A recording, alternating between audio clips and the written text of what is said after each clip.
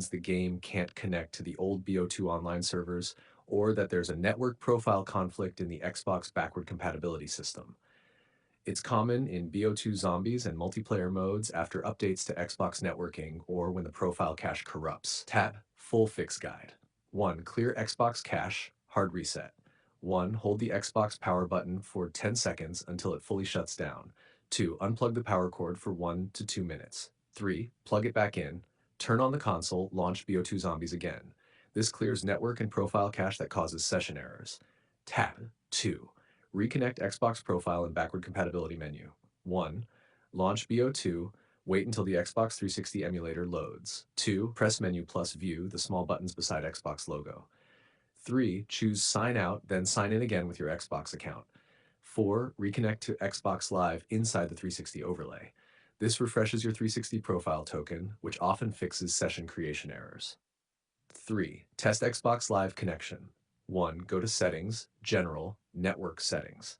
2. Select Test Network Connection, wait for completion. 3. Then go to Test Multiplayer Connection. If you see NAT type, strict or moderate, it can block sessions. 4. Fix strict moderate NAT. If NAT is not open, do this. Restart your router. Enable UPnP in your router's settings. If still failing, port forward these.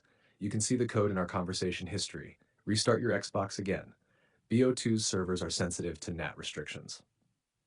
HER5, delete local 360 storage, corrupted cache. 1. On Xbox dashboard, manage game and add-ons. BO2, save data.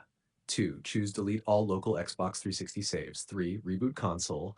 BO2 will resync from the cloud. Hatch 6, check server status.